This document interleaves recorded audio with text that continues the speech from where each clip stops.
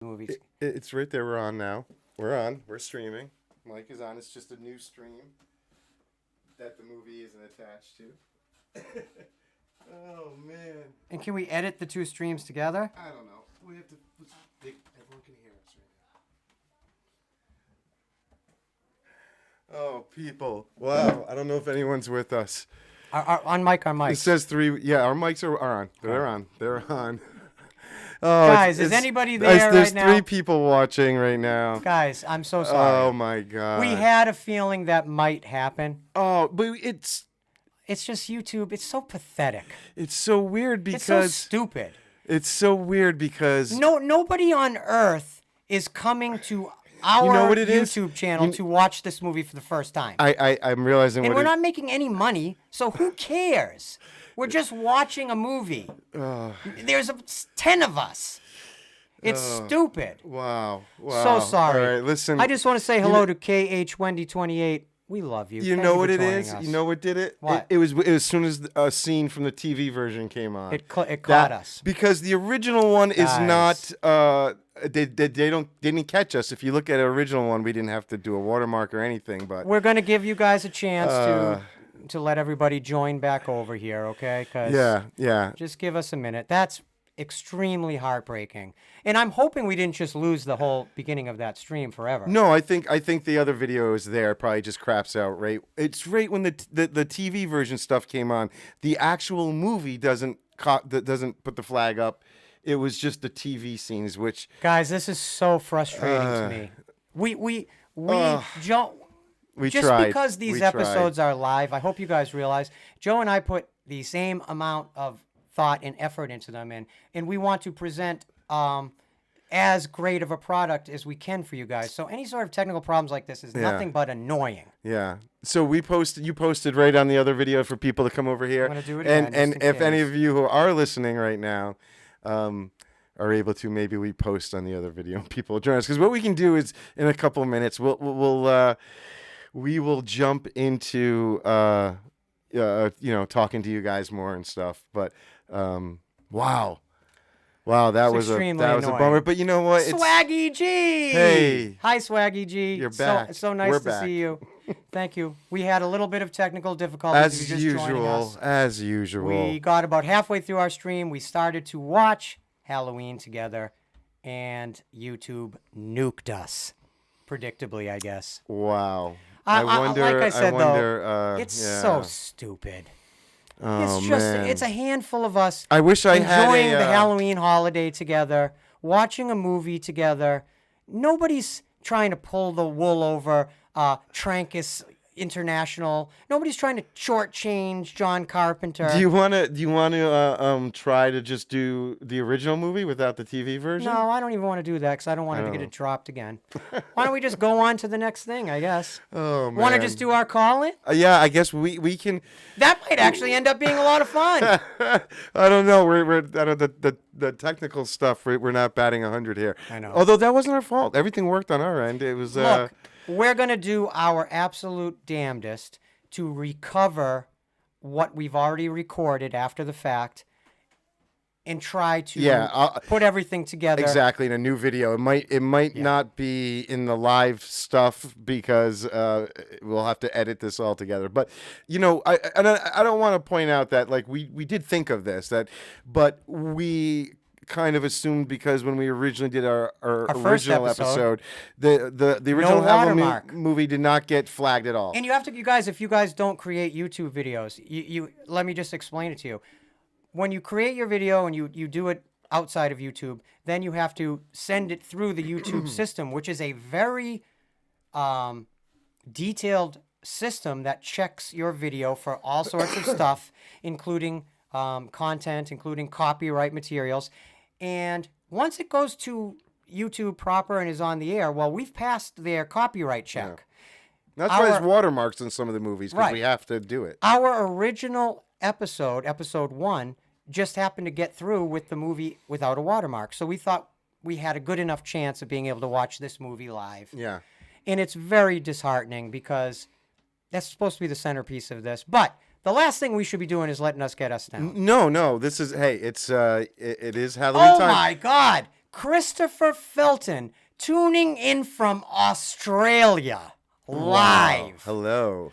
That blows my freaking mind. It blows my mind that What right time is now- it in Australia? I'm so curious. What time is it where you are? Please tell Christopher. us. And What's so bizarre and surreal to me is that somewhere in Australia, people can hear our voices. What?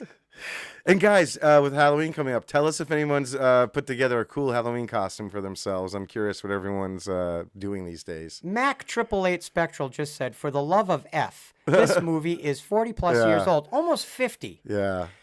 Listen, 11 in the Trancas, morning, that's listen, crazy. Trancas and the AI that whatever your companies use to detect copyright, come on. Yeah, like We're not making money. it's just the TV Nobody- stuff. That's there's probably because no- NBC. I wonder if they have their hands on the TV could be. scenes.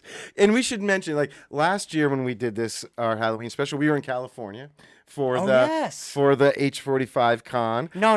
That wasn't our Halloween special. No? That was our 45th, the Halloween 45th anniversary convention. Oh. The next one we did was the our first Halloween. annual Halloween Well, special. when we were out there for the convention, you know, let's just say, yeah, Trinkus isn't. I don't want to bash them, but they're not easy to deal with.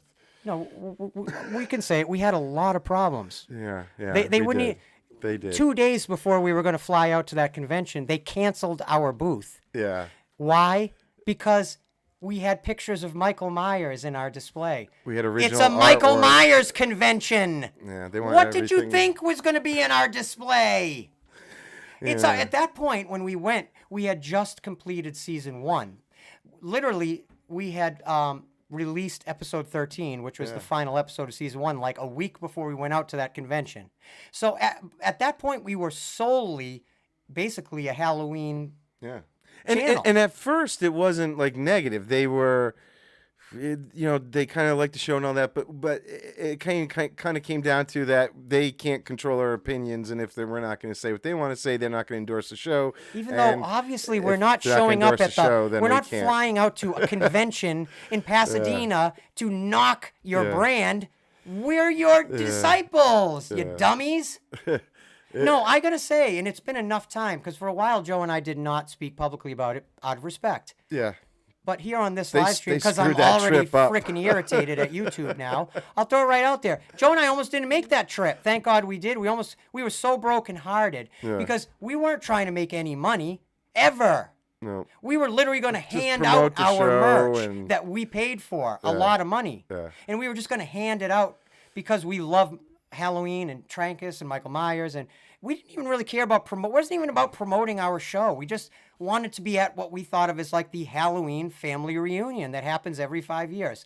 The Halloween franchise family reunion. And to be a legitimate part of that was so thrilling to us. It was funny. It got kind of petty because after a while, after a lot of back and forth, we were still going to go and have our booth and do the show. We just couldn't have any of our like signage or merch or anything that had the artwork on it that we had done.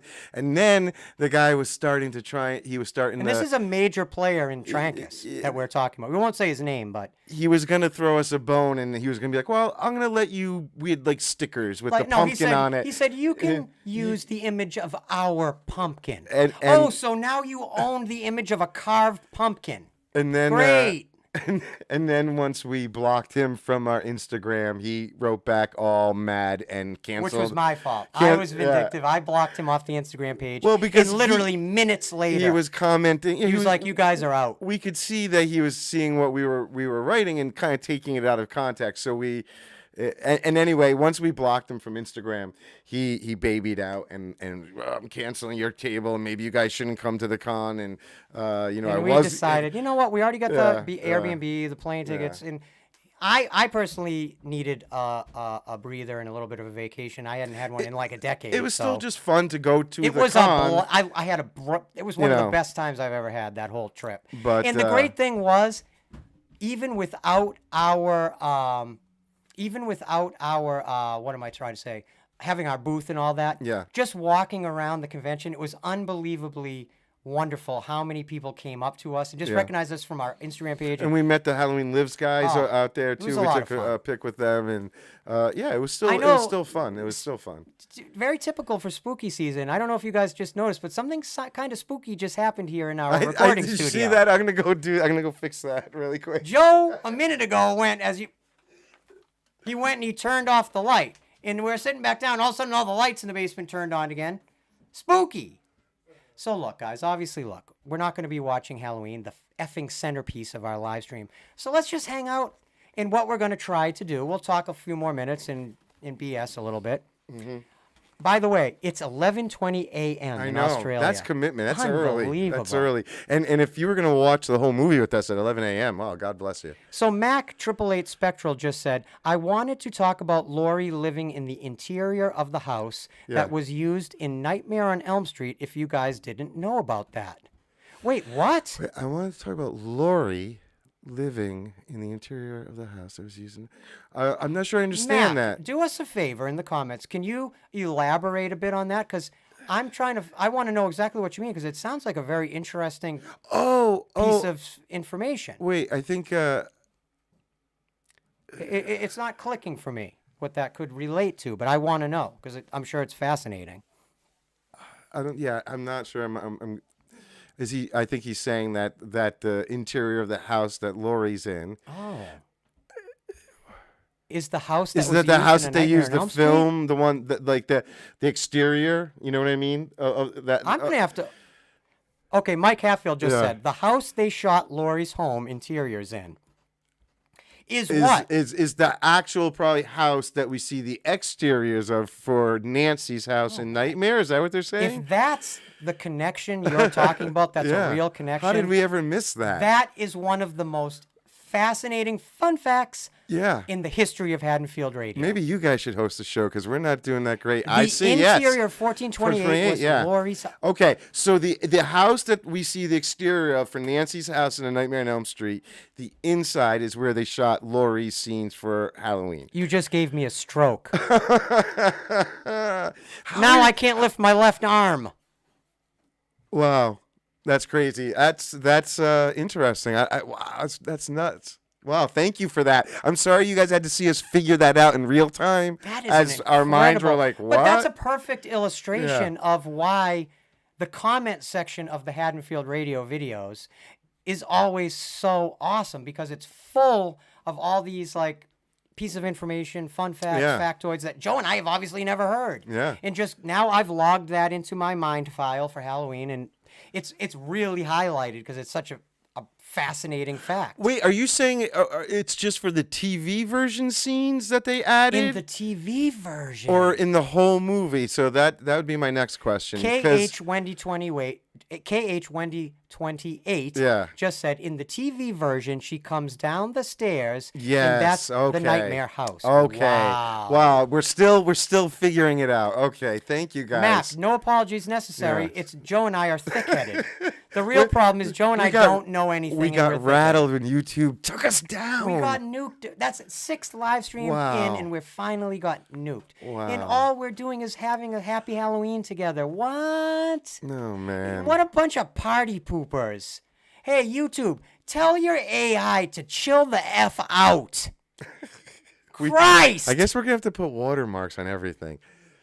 It's actually infuriating to me. Right? Yes. It's just annoying. Here's what we're going to do. You're going to talk for a minute while I start up the Zoom thing. So what we're going to do now. And then we'll give now, people the information. is there something that's going to go on the screen with the information? No, in a second. You keep talking. We're fine. I'm starting For any of you who weren't meeting. there at the beginning of the episode, let me make sure you all are on the same page. We're all on the same page. What we were planning to do at the conclusion of the film, and what we'll just do now, is for the first time in our live stream history, we're going to simply like basically alpha test, not even beta test. We're going to alpha test a new segment for our live streams going forward that emulates the classic like talk show, talk radio, talk vibe of the past with live callers. Yes. So we're going to put up a phone number and a code, a passcode. You can call from anywhere in the world, and you'll be directly. It's a U.S. live number. with us. I'm not sure how that affects people outside, if that's costly or not. But really quick, first, the only X factor here is if multiple people call in at the same time. we might have to just take turns, or if I have the ability to mute somebody, you might have to be muted. And then when we are done with a caller, I will unmute you and you can begin. But we will try to get to everybody, and hopefully this works. And you'll see a phone number, and then when you call, you'll hear 3 prompts, and those what you do at each of those 3 prompts will be on the screen in a second. And it's really not that hard. It's not complicated. And guys, at all. And you know what? In the future, there may be we may revise this going forward with other live streams. We're just trying some ideas out here to see how it works in this form, and what we need to do to make it we need to make it a better situation. So in the future, it's a better segment. So this is where we're trying it for the very first time. Much like playing the movie we just tried to play, this may not work. If this fails, what do we do after this? We'll just BS and have fun. So listen, if you do call, guys, I have a couple other movies we could talk about. So yeah, turn down or listen just through your phone, because there'll be a delay on the computer. So if you're on the air and you're talking to us, just mute your computer or television or phone sound. And you should hear us just fine. Because there is like a 7-second delay. All right, so we're going to give this a shot. I'm going to give the info, and we will see what happens. And forgive us if this doesn't or we're going to try work here. So here's the information. We're going to try. So when you call this number, like Joe said, you're going to hear these 3 prompts. Prompt 1, you're going to put in this meeting ID. Prompt 2, you're going to hit the pound sign. In prompt 3, you're going to enter the following passcode, 051948. All of this information is right on the screen there for you, so you don't have to rely on what I just said. Yeah.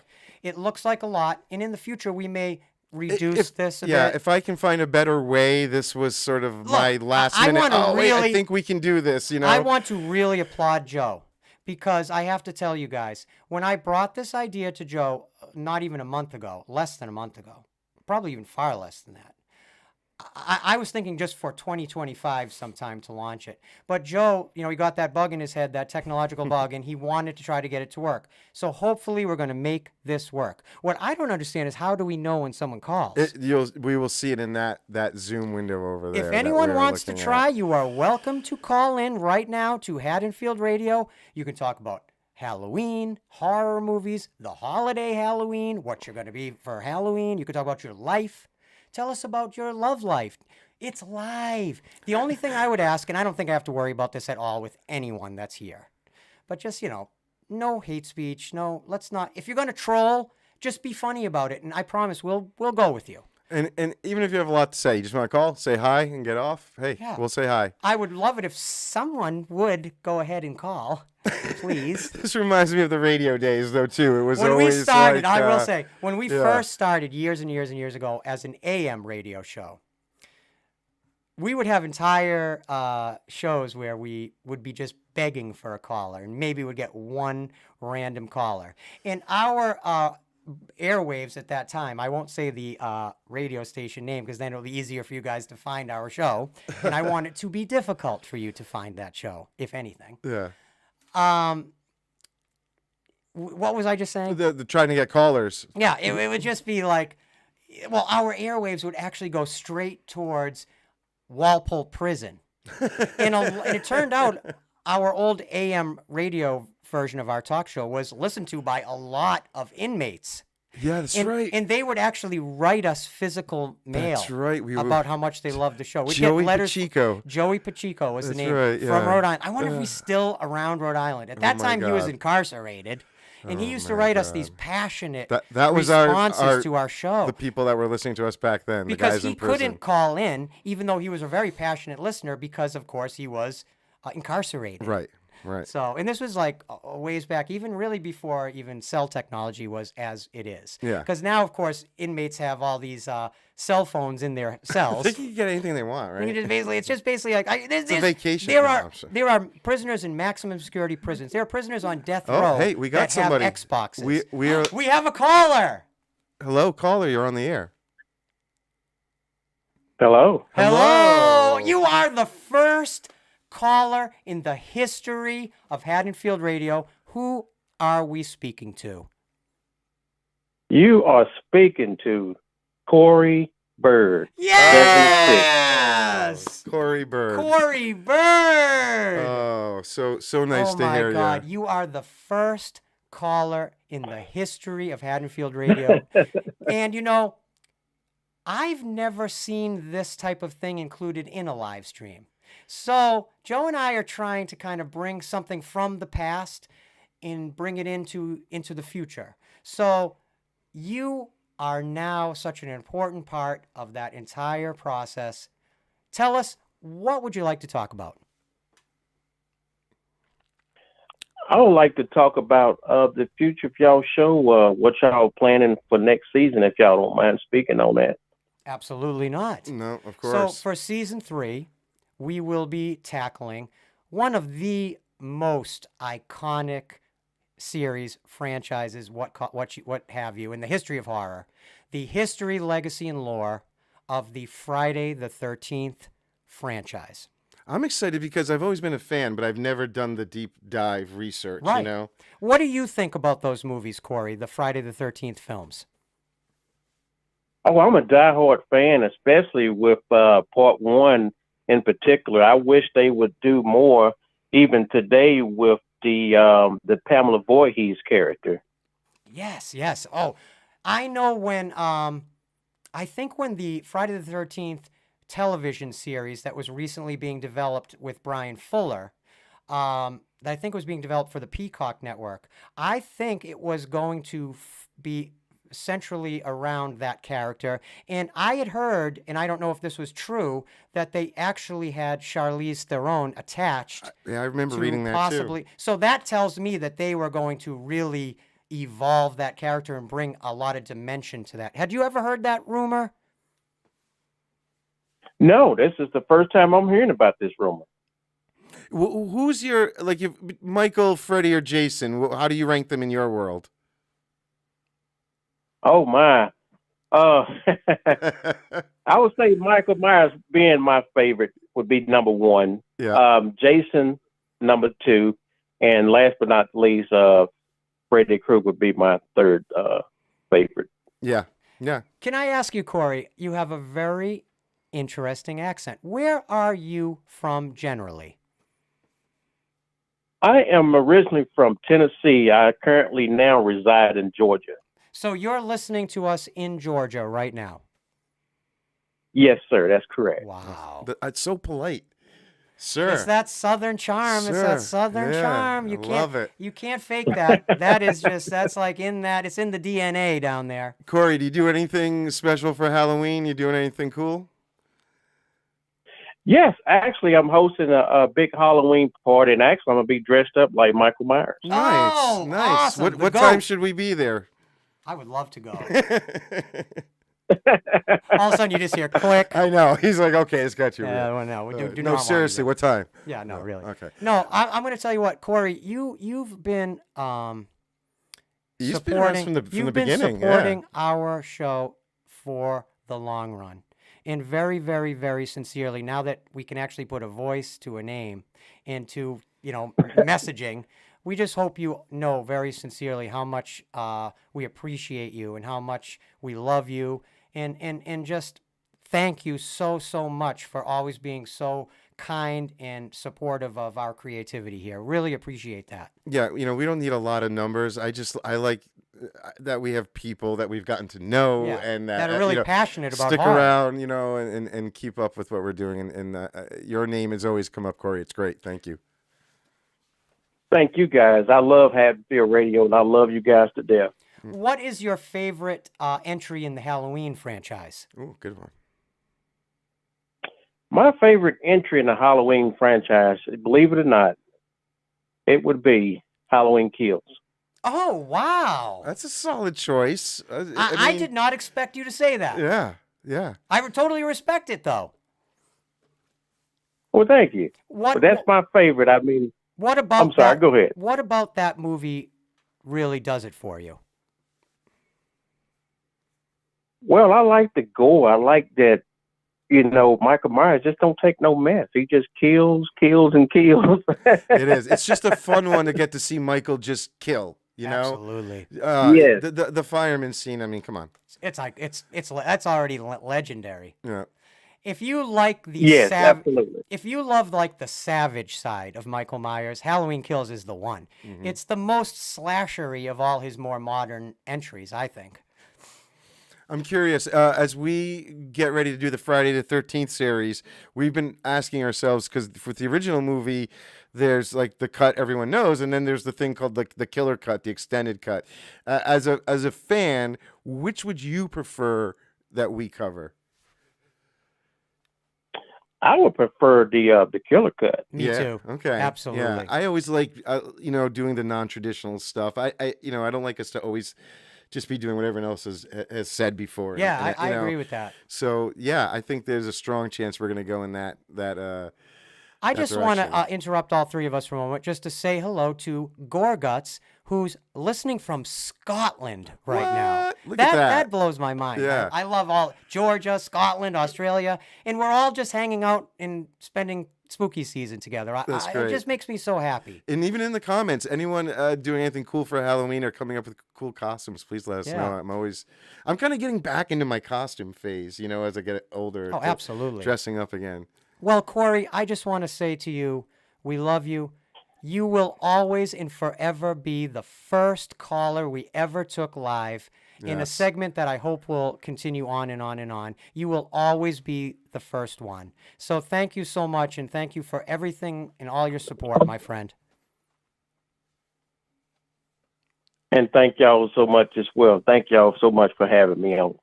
And stick around. Come check out season 3 because I promise you it's going to be a lot of fun.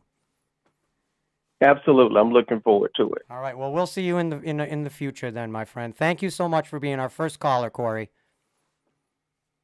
You're welcome. You guys have a good rest of the night. You too. Bye-bye. Wow, that was awesome. And you know what? Our first caller, he's already got a catchphrase that's making the rounds over here. And where? Michael, don't take no mess. Michael, don't take no mess. I got to get that on a T-shirt. That's it. That's gonna be it's Haddonfield Radio. Michael, Oh, my don't God. take no mess. You I know, love it. I was so caught up in just enjoying the conversation. It sort of went over my head when he said that. That is so awesome. I literally want to see that on like a piece of Mike Hatfield art. Like Michael Myers with that wording somehow. Michael, don't take no mess. Is That's that what great. Oh, it's Hey, awesome. for once, one of our technological things seems to have worked here. Now, I have little, to say, little delay, but it still worked well. just to ask you guys, because you guys are helping us alpha test this, did you guys hear him? Did it sound clear? Did think everybody sound they're all good? quoting him. Yeah, I think I guess so. it sounded good. Yeah, that's great. I'm glad to hear that. I'm actually I'm not shocked because Joe is an you see how incredible. happy I am over here. Joe's that so it good at worked? what he does, it doesn't shock me. But just because we've sort of been cursed Yeah. this episode, so hey. Yeah. But hey, maybe this just made things better. Maybe sometimes they say that thing like sometimes when something goes wrong, like one door closes, another door opens, Maybe right? we just started something new. Hey, Gorguts, what is the John Carpenter Apocalypse Well, I can trilogy? answer that. What's that? What am I missing? Gorguts said. Escape from New York and Gorguts said, I would love for you guys to cover the John Carpenter Apocalypse trilogy. You have Prince of Darkness, you have The Thing, Right, and you okay. have In the Mouth of Madness. Okay, I gotcha. 3 bangers from Yeah. Carpenter that sort of work in concert with each other thematically. And even Carpenter does refer to that as his quote-unquote apocalypse trilogy. Yeah, I mean, I would love to cover more stuff. I'm kind of again circled back around, like every time this season. I don't know, you just tend to watch, the classics. And I put on Christine the other day, and just forgot how great Oh, it it's just is, it's like- and classic Carpenter, classic Stephen King, classic. It's easy to almost Acting, sometimes I mean, just forget everything. that Carpenter made Christine. I did. That's the thing. Like, I put it on just because I wanted to watch something, and then his name came out. I'm like, oh yeah, of course. Like, I don't even know how I forgot it, but I didn't watch it because of that. I was just putting on Christine. Yeah. And then I'm watching it. I'm like, oh yeah, it's so. But Carpenter. the thing is, exactly. I was just know, going to say from frame Oh, one, it's you're so like, Carpenter. this is auteurist John Yes. Carpenter. Yeah. I mean, it's his. Look, I think you could make a cogent argument that Christine, in many ways, is his finest work in the 2.35 to 1 aspect ratio. Yeah. In that Carpenter widescreen.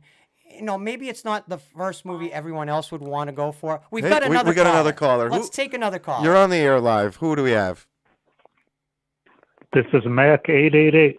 Hey! All right, Mac 888 Spectral. We're getting all of the big hitters tonight. This is great. Mac, are you opposed to sharing, let's say, like your first name?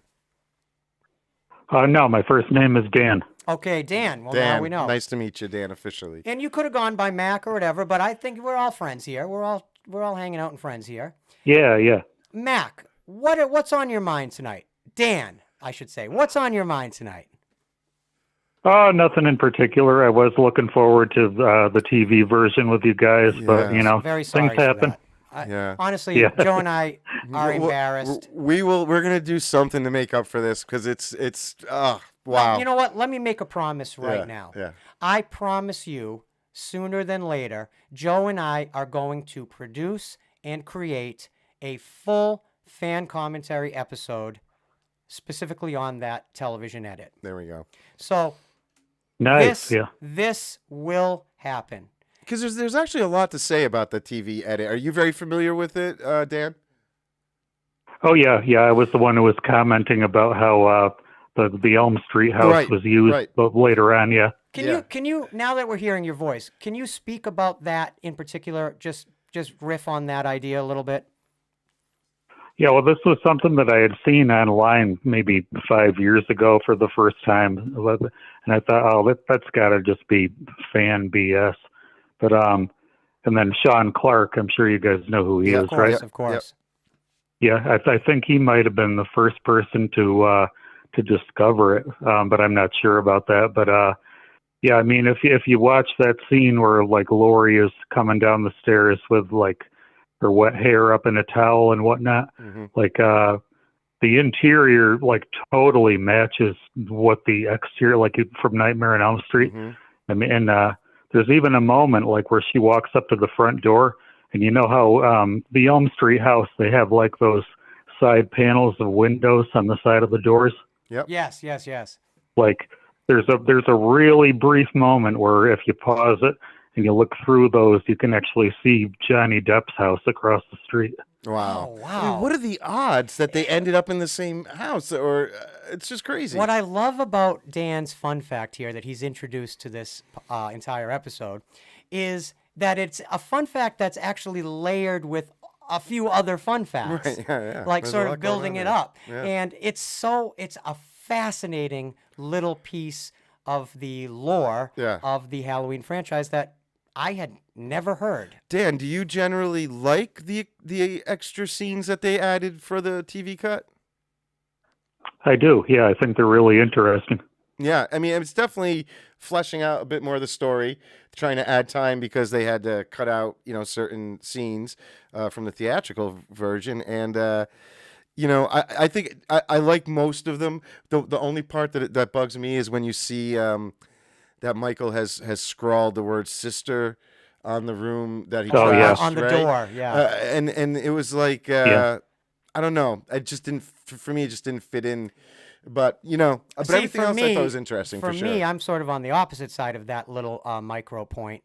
I actually love any type of communication that comes from Michael Myers. Anything I can get that gives you any window into his mind, I find to be fascinating. But I do understand in principle with what you're saying. I just think it felt forced because they were obviously trying to add this storyline that Lori was his sister. You know what I mean?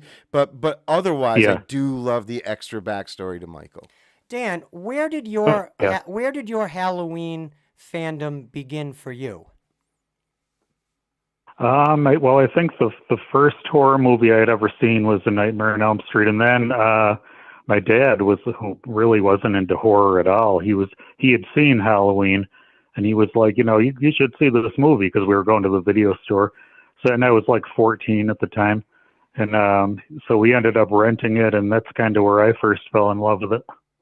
Wow, that's awesome. And what's your ranking, Freddie, Michael, Jason? How do they rank in your world? Oh, that's so tough. Like, I mean, I think It's like two separate questions, kind of like for me, like which series as opposed to which character. Go, Sure, give sure. us Like- give us both. Give us both. Okay, well, I think Nightmare on Elm Street is the best idea. Like that's the most innovative one. But Michael's probably my favorite character, closely followed by Freddy. And I used to not really be into Friday the 13th at all, but in more recent years, I've really that's grown on me. So I like them all. Oh, that's awesome. Yeah, yeah. I can agree with a lot with what you said there. Have you seen any great horror films this year that really stood out to you? Not really, just because I've been like my housing situation has been Right. kind of just moved into a new apartment like a week ago. But I was really looking forward. I haven't had a chance to see the new Salem's Lot yet, but I love the old one.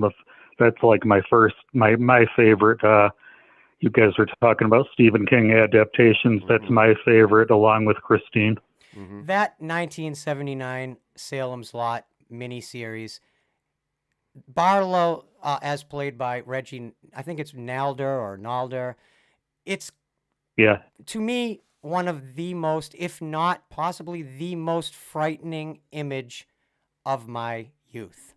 That blue vampire is so eccentrically designed and yet connected back to like Nosferatu and yet has its own identity and that incredible idea of making him blue, which seems so Oh, yeah, strange, yeah. but yet it's so alien that it's creepy. yeah. I think that's also kind of, although I didn't see the movie myself, that Last Voyage of the Demeter. Is that what he kind of looked like in that? Check that movie out. While it's not a perfect film, I had a Mhm. great time watching it. It's and Andre Cool. Overdahl, that director, who also made a great film called The Autopsy of Jane Doe, which I think is one of the best like witch movies of the past 10 years or more. He's a really Yeah. really good director, and that Last Voyage of the Demeter film didn't get as much love as I think it deserved. It's a smaller, it's not like reinventing the wheel, but it's just a great Yeah. solid little Dracula story. Yeah, I definitely need to check that out. Yeah. Well, I just want to say, Dan, thank you so very much for all of your Yeah. support of our channel, of our show, of our videos, our everything. It means so much to have a chance to actually hear your voice, to talk to you. Where are you calling from generally? I currently live in the Denver area. I've been here about 8 years now, but I'm actually a Massachusetts native myself. Oh, wow. I currently live in Massachusetts. I actually live in yep. Medfield, Massachusetts. So you guys can dox me now. Oh, from the western part of the state, Oh, okay. Pittsfield. Oh, Pittsfield. Very nice. Yeah. Well, I just want to say on behalf of Joe and myself, thank you so much for being the second caller ever on Haddonfield Radio It's an Live. honor. We really appreciate Yeah, you, and we thank- hope you're going to be tuning in for season 3. Absolutely. Thank you guys so much. Have a good night. We love you, man. too. Thank you. Bye-bye. Thanks. Well, Yep. look at that. We got another caller. That's We have great. another caller right now? No, I was saying we just just had it. another That's caller. awesome. It worked again. A second time it Wow. worked. Although somebody mentioned it was a little too loud. I did turn it down a Sorry, little bit. guys. Sorry about that. We'll see if that helps. I think thank you. everyone's Thank you so much for letting us know when the technical issues, because we're trying to kind of make this work. So Yeah. appreciate that, Gorguts. H- Thank you. HB3 Electric, another old school classic Oh, fan. HB3 Says Electric, he's what's sorry he up? missed the live stream. He didn't miss too much because we started the movie and YouTube kicked us off. So, I mean, we did some great film reviews before it, but if you were there for the movie. And I also want to say hello to Michael J. Lyons. Oh, I thought you were going to say Fox. Oh my God, Michael J. Fox. Shaky is here. Oh. Michael J. Lyons. You did Now it. I've been canceled. Oh, Sorry. my God. Michael J. Lyons said Yes. they made Jamie Curtis wear a towel around her hair and wear a robe to make it look like she came out of the shower. They did this for a good reason. Jamie's hair was short. Well, and yeah. I think it was because she was working at that time on Terror Train Yeah, this was a while after or the movie. Prom so, Night. yeah, it was one of those two.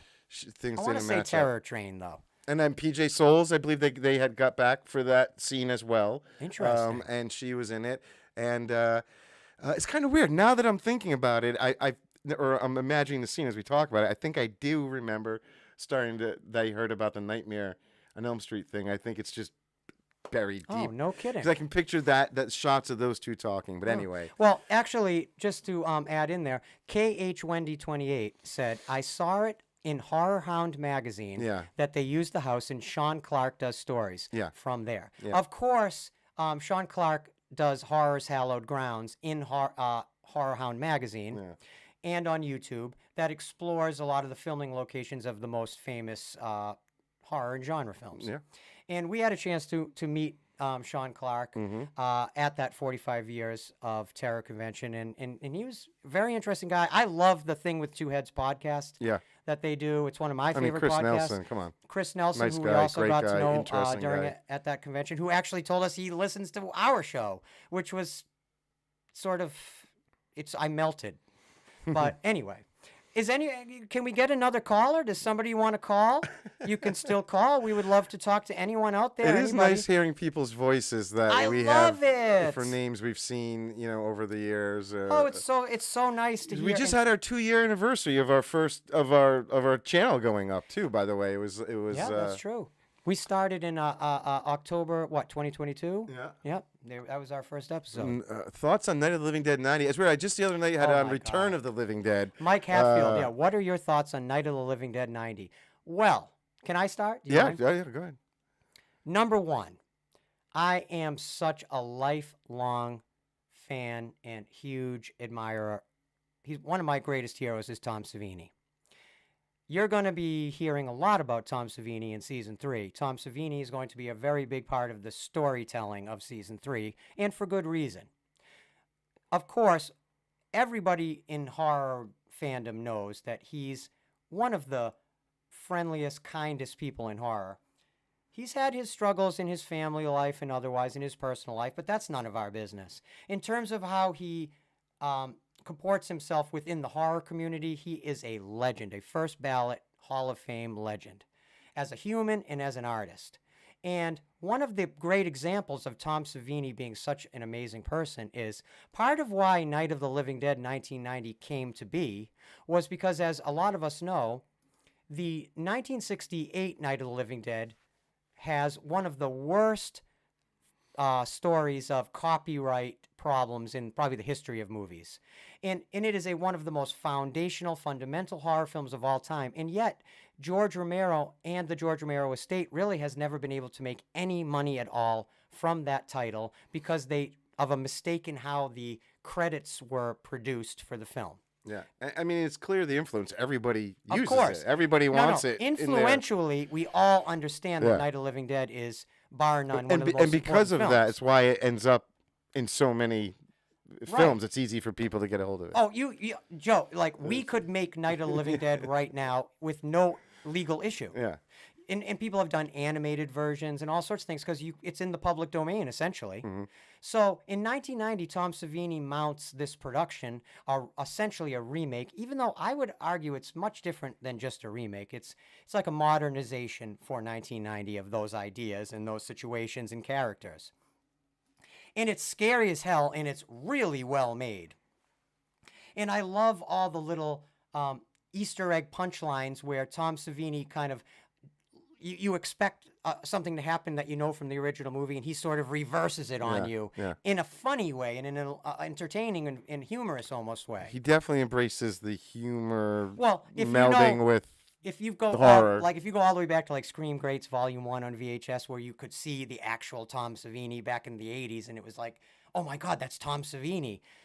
From that day on, he's sort of a funny, gregarious guy. Yeah. And it really comes through in Night of the Living Dead 1990 because he directed that movie. And part of the reason why they mounted that production was simply to create a legacy financial artery through the Night of the Living Dead thing that would go back to George Romero. Mm-hmm.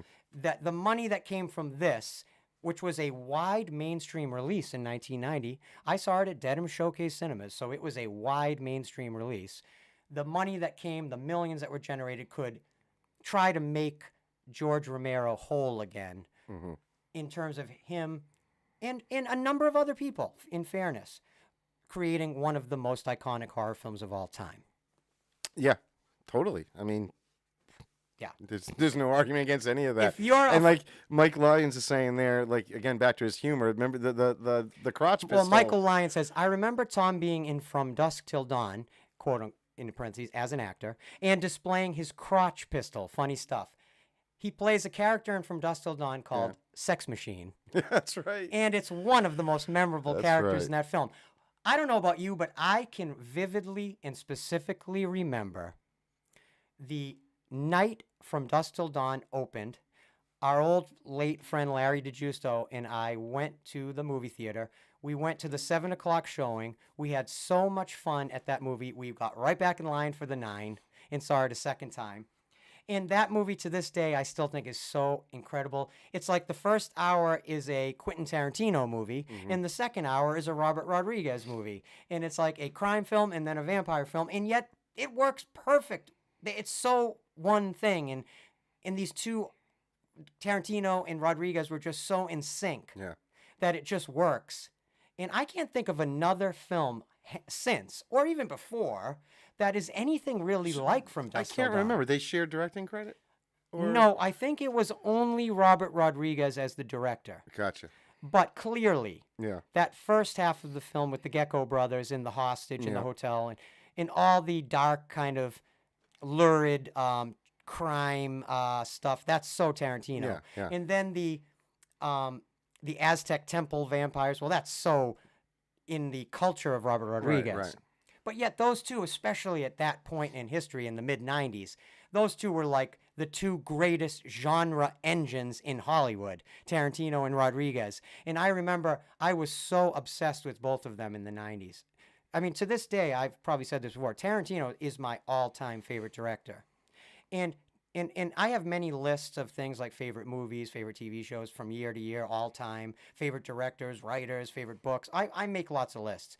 But one of my lists where the number one position will never change is most likely my favorite director. Tarantino just has that place in my heart for the rest of my life. I'm just going to leave him there as my favorite director. And I just think about the 90s and those two guys totally just coming in and just dominating genre filmmaking. Even Robert Rodriguez's book, Rebel Without a Crew, which was all about him making El Mariachi and how he made a feature film for like $15,000. It's like a Bible for guerrilla filmmaking. Yeah. Brilliant. Yeah. I mean, what do you think of From Dusk Till Dawn? I mean, it's been a while. I mean, it was always, and Tarantino acts in that one, right? He's one of the Gecko brothers. He turns into a vampire, Yep. right? Yeah. It's him and George Clooney. And, Selma Hayek. Yep. And so, yeah. Harvey Keitel, yes, Juliette Lewis. Yes. It goes on and on. Danny Trejo. It goes on and on and on. There's so many great. Michael Parks. I love the vampire movies, and correct me if I'm wrong. And this one kind of plays up on that idea of in some of the vampire movies where they have to wait out the night. You know what I mean? Absolutely. The people just they don't expect to really kill them or anything. They just got to wait out until the sun gets comes up. The only plot hole that I've ever been able to find in that movie is kind of a chasmic one. Yeah. Is every single person drinking in that bar that night, is it every single person's first time in that bar? Right. Because if you've ever been there before, you'd be dead. I mean, it has to be every single person in there's first time. Whereas everybody who goes to bars knows you have basically like your local bar you go to all the time. Whatever city or town you live in, there may be a couple bars if you drink or if you're of the type of person that goes to bars that you frequent. But we all know you kind of go to your local hangouts. Yeah. So the idea that all of those people are in that place for the first time, but I don't think you're supposed to be thinking that deeply about it. It's a comic book. Huh, good point. Yeah. That's a good way of Guys, looking come at on. it. We can't get one more caller? Come on, spooky Halloween guy. I know you're shy, but just call and say hi. Come on, guys. Just say hi. Somebody want to call? Give us a ring. You're making them beg here. At least people. one more call before we wrap it up. I was looking though for the out of the U.S. people to see if there was another number, and there isn't. I'm sure there's a way to hook that up for the future. For the future. Yeah. Well, this seemed to work very nicely. Yeah. But it's the one thing I've learned here is we got to find a way for out of country people. Let me while we have a couple minutes here, let me throw a couple of other movies I've watched. Just give you like maybe one or two sentence thoughts on a few other movies I've watched recently that are new horror films. I don't know about you guys, but I love the VHS franchise. That I was the going to ask you anthology about series. that. It keeps. Oh. I almost click on it all the time. And when You've never watched any? No. Joe. No. Look, Creep Show and Creep Show 2 will always be my favorite anthology movies of all time. That will never change. But the VHS franchise, I will tell you this, there has to be 7 or 8 or even 9 of them, and there's never been a bad one.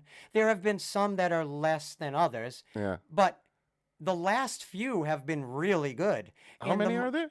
There's got to be 7 or 8 or even 9. Feature-length movies? Yep, VHS films. When did they start?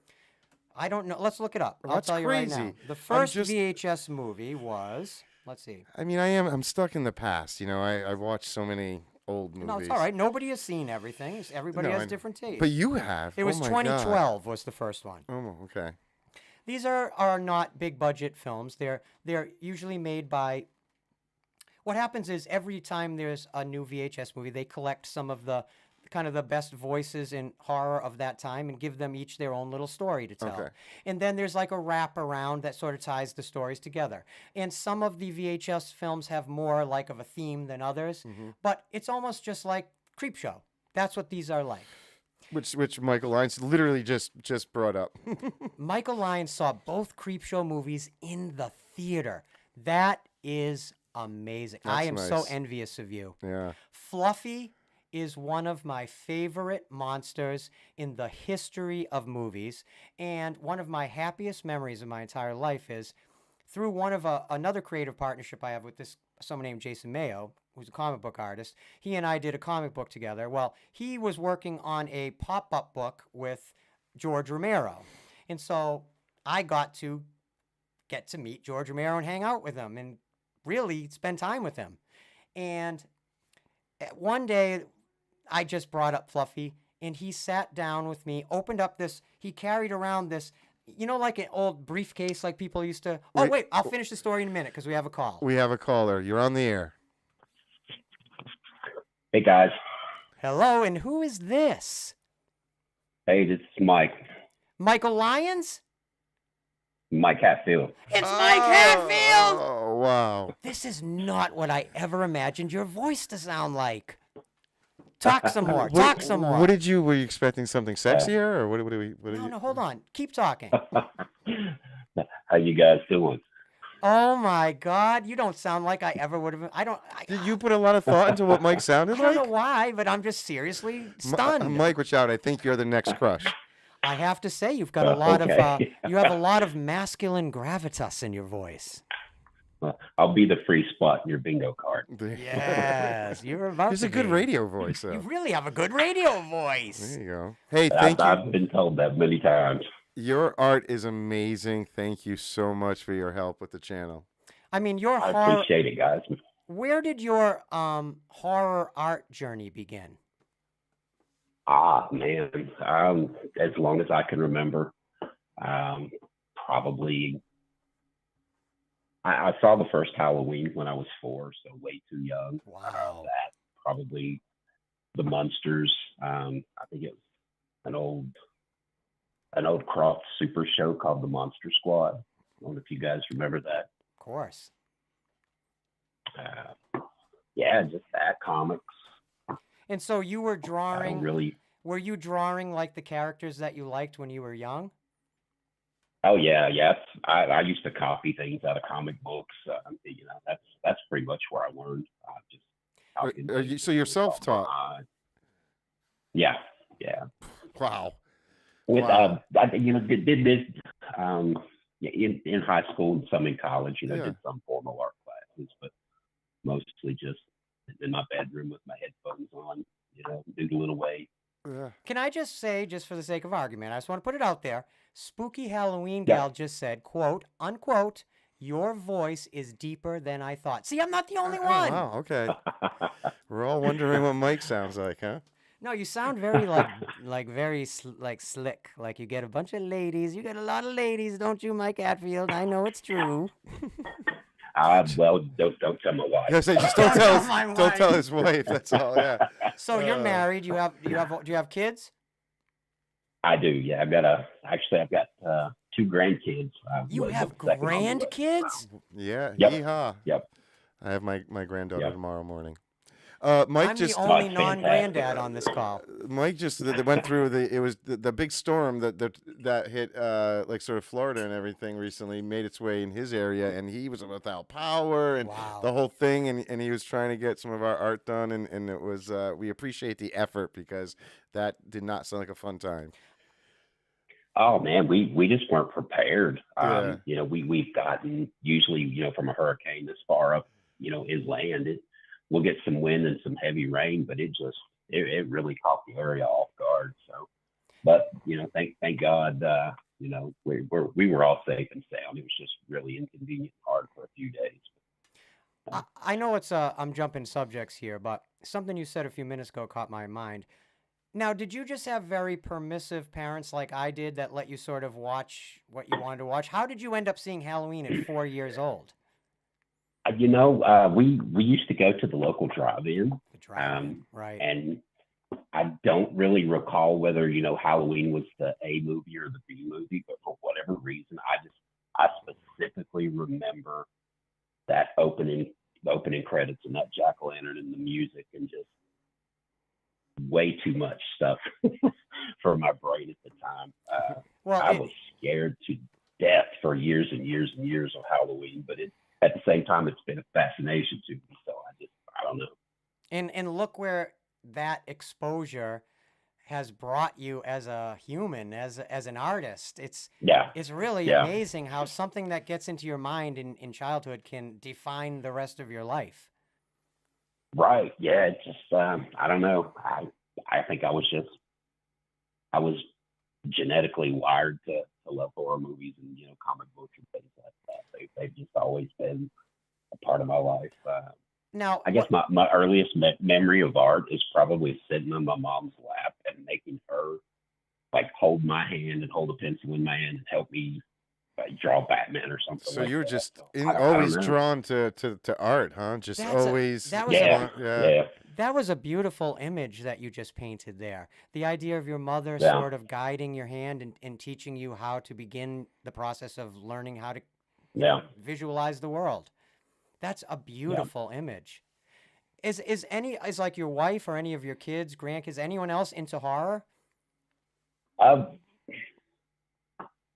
not to the extent that I am. My daughter-in-law, her and her partner are pretty, you know, pretty big fans of it. But yeah, I'm the only fanatic in the house. Right. Safe to assume Halloween is your top horror franchise. Oh yeah, Yeah. yeah, by miles and miles. Wow.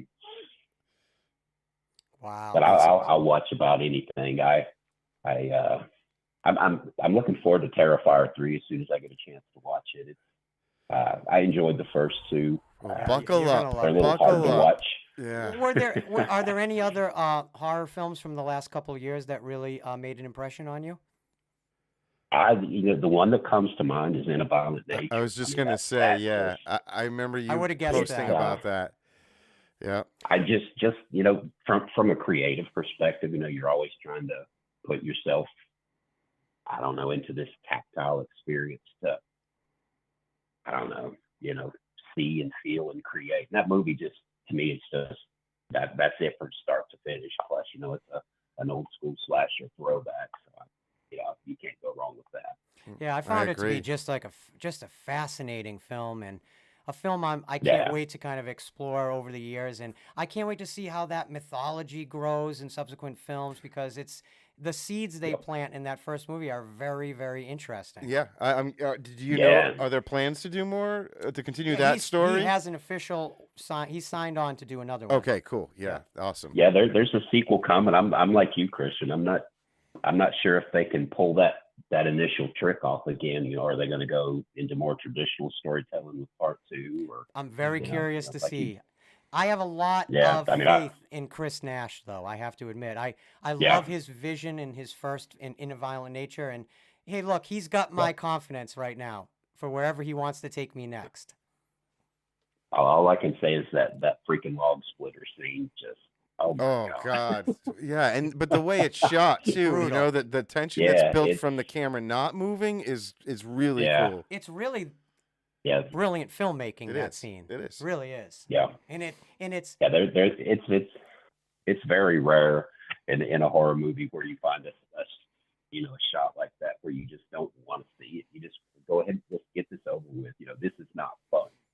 Right. Um, Wow. That's amazing. Well, Mike, I just have to say, I could take the rest of the live stream just to thank you for not just the art you have so beautifully provided to us and so selflessly provided to us, but for being such a supportive person to what we've been trying to do, and also always being so kind and so just generous with your time and your talents, your incredible talent.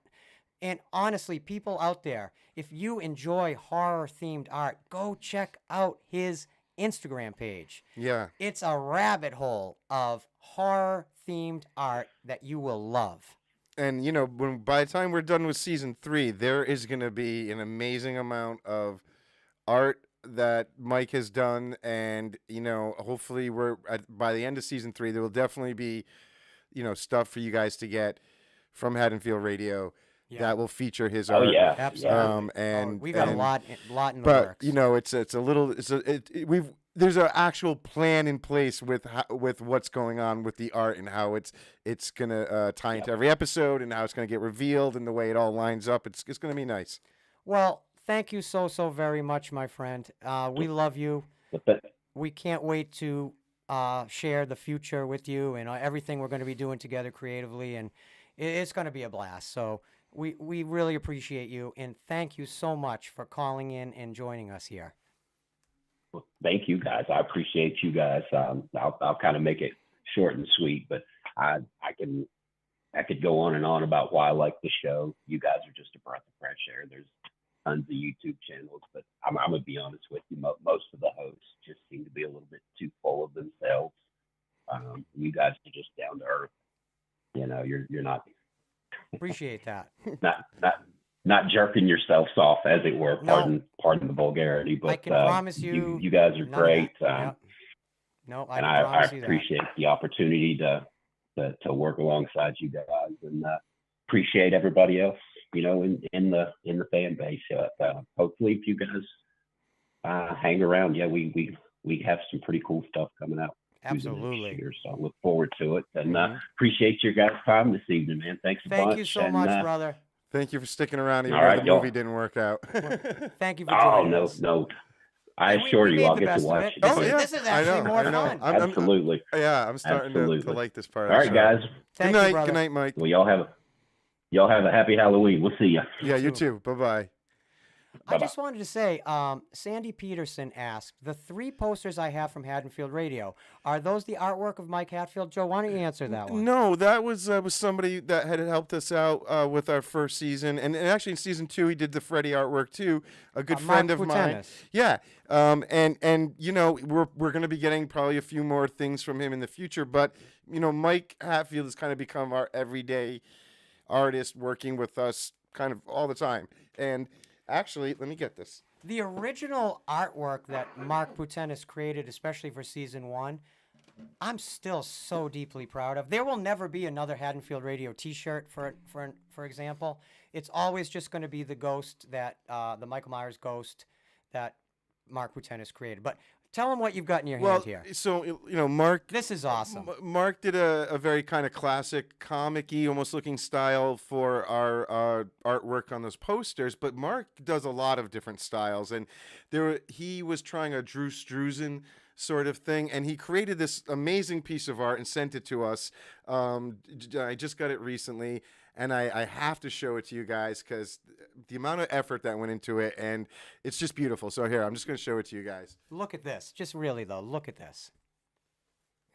Of course, we got the glare. Got the glare. Of the computer. We're going to make a better version of this eventually that you Yeah. guys can share and see. But just to give you a quick there we idea go. of That's what he a did. little bit of an angle, but less of a glare. It doesn't do it justice like this, and we know it. When we will share it with you in a much better way in the future. If you can see that detail, though, it's all hand done, drawn, and with pencils and airbrushing, and the silhouette Mesmerizing. around Michael's hair, I think, has got some beautiful detail.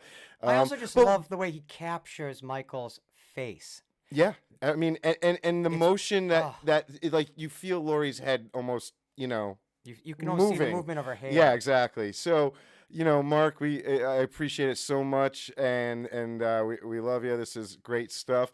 But it's interesting to see, like Mark does this sort of style, and then you see what Mike does, and it's like a more of a classic. I don't want to pigeonhole Mike Hatfield's art style, but what I like about it is it has a very almost comic book vibe. I was just going gonna to say, right. Like when he's a little preview of some of the art for season 3. When Mike draws Jason, for example, he gives him more of a almost like a cartoon vibe or style that is so cool. So Right here, you this can is a see. little bit more of Mike's art. It's a good example right here. He did this kind of before he started doing the specific art for our show, but it's a great example of his stuff, and Awesome. and we're going to be treating every single episode, every version of Jason that pretty much has existed is going to be for each represented in episode. the art For each episode, yep. too. So it's great to have all these amazing artists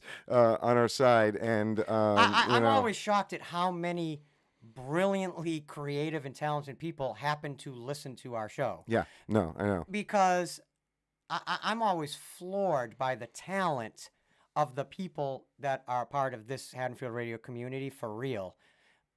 Art, writing, thinking, analysis. There are some brilliant people, far more knowledgeable in any of these films than Joe and I, for sure.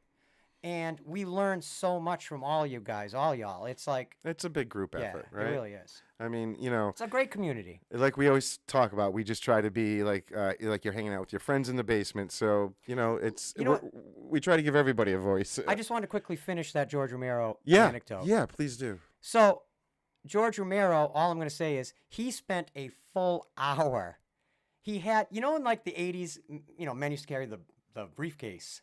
Well, Yeah. he had like an old beat up briefcase, and he opened it up, and he had literally a couple of Tom Savini's original sketches of the Fluffy when he was showing George. How about like this, when they were making Creep Show? Right, right. And he's like, I don't think anyone's even ever seen these. I don't think I've ever even been publicly made public. And like, I was having an anxiety attack, but I had to sit there playing it cool. My heart was like beating at like 270 beats a minute.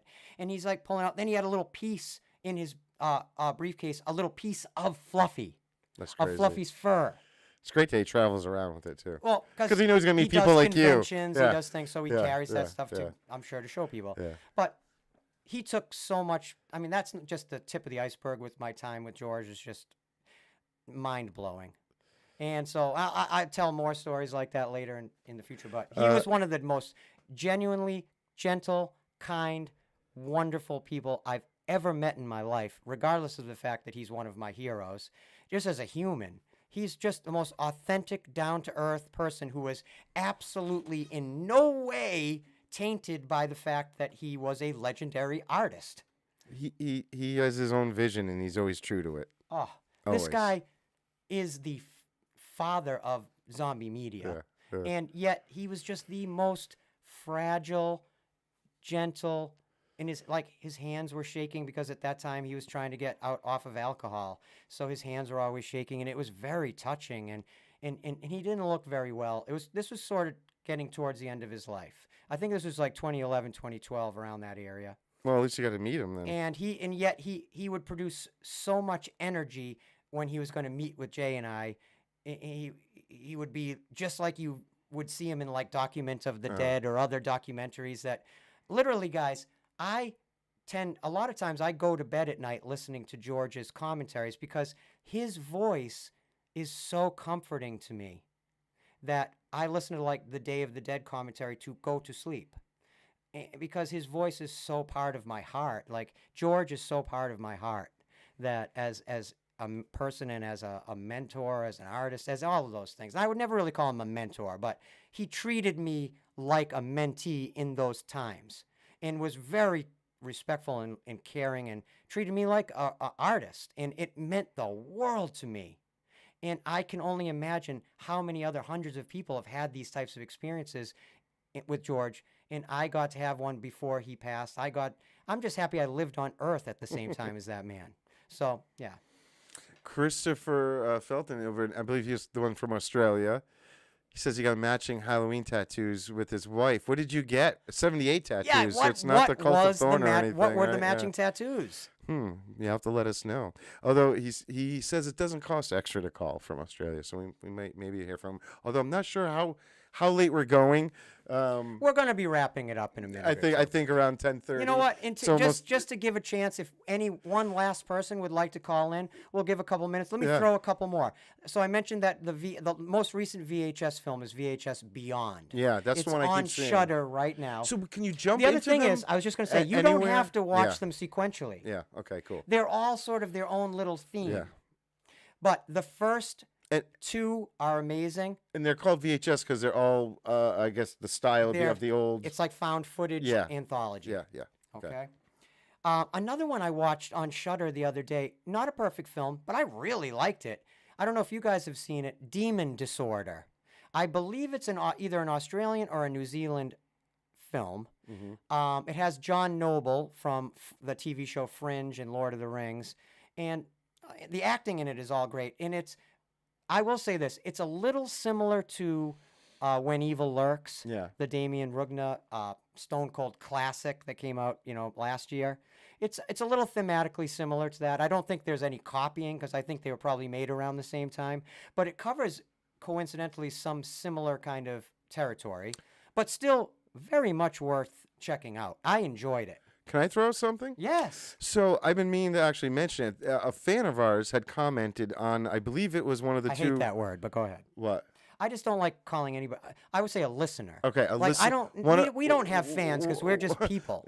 Good point. One of our listeners on one of the two Rob Zombie films that we covered had put up a link. I think it or mentioned it, and then I watched it, and then I keep meaning to share the link. So maybe I can put it in the comments on this afterwards. But there was somebody did a edit of the two Rob Zombie movies. I and made heard it into about one this. it's Like one long movie. yeah, more of a straightforward narrative than the weird stuff that sort of happens in two. They kind of take a Yes. lot of that out Yep. and kind of use it as a. And let me tell you what, I wasn't expecting to get sucked in and watch the whole thing, and I did. You watched the whole the thing. whole thing. Because I was so, it was easy to see what they were going to do with one, but when they got to part two, I wanted to see how they played it, and it worked. It was a great edit. It was something different. If you have any love for them, or you like part one and don't like part two, this is a great way to enjoy both of them in a way. Yeah, yeah, exactly. It was really a lot of fun. You should look it up. I'm gonna check that out. Good night, by the way. I see Mike Hatfield is. Thank you for joining us. Happy Halloween, my we friend. love you. We love you. And really quick, a couple quick other ones. I just watched one a couple nights ago, brand new again to Shudder. The movie's called Azrael. Azrael. Again, I've seen The that, main yeah. reason I watched it is because it The has Smurfs? Samara Weaving. Oh. I know, right? It has Samara Weaving, who is one of my favorite actors out there right now. And it was also written by one of my favorite screenwriters in horror, Simon Barrett. And it is a post-apocalyptic film with no dialogue, much like that alien abduction movie from last year with Right, yeah. Catherine Dever we Yeah, watched. Yeah. Has no dialogue because everybody's mute. It's an Antichrist movie set in the future in almost like a Walking Dead, but it's not zombies. Sort of post-apocalyptic, demonic future. Really cool movie. Nice. Not reinventing the wheel, Well, but Samara enjoyable. Weaving is awesome in it as usual. Really well directed. I think his name is E.L. or E.J. Katz. But it's really good if you guys want to check that one out too. It's on Shudder. I definitely I'm learning as I don't know if it's just as I get older or the more horror films I watch, but that it's not always about sort of doing something different and blowing me away, but sometimes if it can just be entertaining and fun and not pull you out of it, then that's all I need lately. Look, you know, if a really good storyteller tells you a story you've heard before, if that person is a really good storyteller, it should almost be a brand new story. yeah, If you gave 5 people the same, notes to Yeah. make a story out of that are all the same for 5, you're going to get 5 different stories. So even though some of the territory in Azrael you've seen before in other films, movies, TV shows, Yeah. I thought what they did with it was quite unique and quite fun Yeah. for a spooky season movie. If you're looking for something just to throw on and enjoy, I don't know about you, but I love my Shudder membership. Yeah, I just kind of recently joined that boat, and yeah, I love just every time I go, there's just something else like, that's either something I wanted to watch or something that actually Yeah. grabs my attention. Like VHS keeps kind of grabbing my attention. Shudder is one of those apps that really does pay for itself in its quality of content.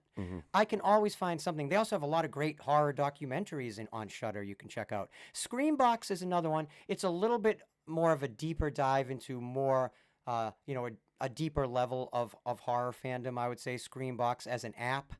But to me, Shudder is the perfect entry point for any horror fan that wants to just sort of go down that horror rabbit hole through an app. Perfect one to get. Wendy 28 or KH20 saying she watched a movie on Max called, what does it say? Caddo Lake. Okay. Caddo Lake. So she said, "Good night, guys. A Yeah. movie I watched this month on Max, HBO Max, was called Caddo Lake.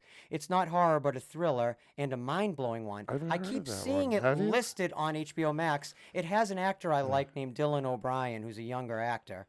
I'm going to check that out. I might actually watch that tonight. Yeah. I'm going to be honest with you. Yeah. And real quick, another thing that's on HBO Max that I'm sure a lot of you guys are probably already watching that is way better than anyone ever thought it was going to be. I think it might be the best television show of the year, is The Penguin.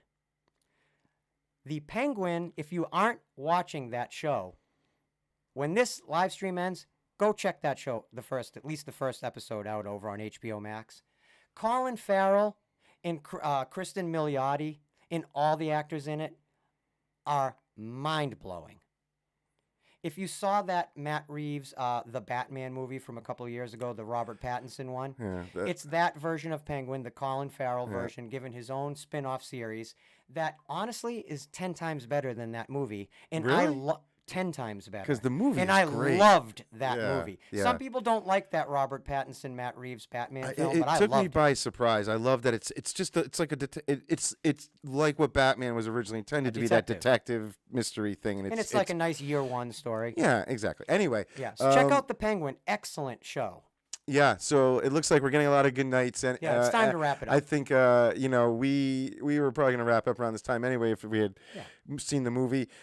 We So sorry apologize about again, that. guys, about the movie. Again, It's- I know I threw that on Joe, but I'm going to promise you, and Joe, I'm going to get Joe to go along with it. We're going to create an episode featuring the television cut of Halloween. We'll go through Yeah. it piece by piece so that we can present it to you guys as it should be presented. Yeah. Sorry, YouTube are a bunch of biatches and had to ruin our freaking Halloween party. Ruin our Halloween party. man.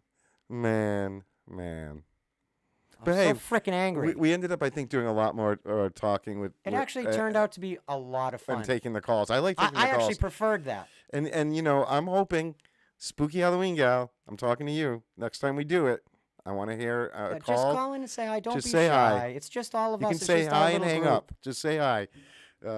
Anyway, love we you. love you guys. Thank you for everyone who did stick it out and found the second stream here. Yeah. And we're going to try to figure out how to kind of maybe we'll release them together. These might stay up in the live area separately, but then there might be an edit of them together. I don't know. We'll figure it out. If they This stay is up separately, all what happening we'll real do, time. you know what? If they stay up separately, maybe we'll make 2 thumbnails, a part 1 and a part 2. We could always do that.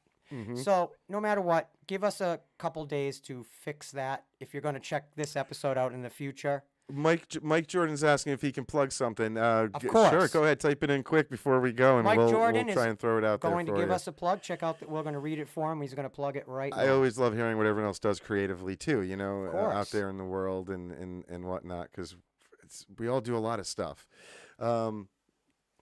Sorry, Christopher. already Zoom is shut down. We're Our next wrapping live up. stream, we will make you the first caller, Christopher Felton. Okay. Yeah, thank you. That's just the Zoom call is over, Christopher. Sorry about thank that. you. We'll get you on next time. I promise. Yeah. Swaggy G. I'm waiting for Mike Jordan. I would really love you to plug, but we're going to wrap it up in a minute either way. So Yeah. let's hopefully get it out there. And But- if you don't get it out here, put it in the comments. So listen, though, guys. After tonight, basically, you are waiting for us to start 2 brand new, things. A season 3 is going to be coming we'll up, be jumping back and into Video Haddonfield Vault. Radio. I'm not really sure yet which one's going to premiere first, but they are both going to happen in November. Just give us a little time. If you're a listener in the present, we're just about to start back up with Haddonfield Radio, like Joe just said. That should be within the next few weeks, couple of weeks. Either Video Vault episode 1 or season 3 episode 1 will come first. Either one, they'll be within a little short window of each other. Mm-hmm. So that's what's next. That's what we got, guys. Thanks We are for so hanging out. excited for that, by the way. It's Yeah. going to be a lot of fun. Look, let me just say this right out front. This is the first season in the first series of Haddonfield Radio that I'm actually a little nervous about. I'll admit that. Nervous because In it's terms not of part producing of our, it, I'm yeah, just- yeah. It's of the 3 franchises we are covering for Haddonfield Radio, Halloween, Nightmare, and Friday. Friday is the one that isn't the one I know the best. But I'm Right. looking forward to jumping in. I already have a great deal of idea of the narrative direction Buckle we're up! going. It's going to be Yeah. over a year, right? Of Yeah. of episodes. Yeah, season 3 is ostensibly going to take a year to Yeah, produce. yeah. It's a lot. It's a lot of episodes. So. But hopefully at the end of Yeah. season 3, we'll have a pretty nice Bible of Halloween, Nightmare on Elm Street, and Friday the 13th. It's going to be something. Awesome, Hopefully. guys. Well, yeah, thank you so much for joining us here and celebrating Halloween with us here at our 2nd annual Haddonfield Radio Halloween special. Before you know it, it'll be our 3rd annual next year. This snuck up very quickly. Yep, So yep. I remember doing this last year, and it feels like that was 10 minutes ago. So, but anyway. Thank you, guys. If we missed anybody's calls, we'll get you next time. Promise. And the And plugs thank you for and those of you who everything else. were our first callers ever in the history. Corey Bird, Mike Hatfield, and Dan, who is Spectral, Mac 888 Spectral. Yes. Thank awesome. you very awesome much. hearing you guys. Thank We you. love you guys. We'll be back soon with our first Friday the 13th episode and Video Vault episode 1, where we will be covering. Joe will be talking about, well, both of us, but Joe's bringing to the table Superman 78, and I'm bringing to the table 1994's The Crow. Mm-hmm. So, something to look forward to. Get ready. We love you guys. We'll see you again. I guess anything else you want to say? No, I'm good. Until next time, my name, as always, is Christian White. And I'm Joe Francasio. And for real, though, Joe, actually, you do it. For once in 2+ years, you do it. Put me on the spot. No, everyone, have a very happy Halloween. We love you.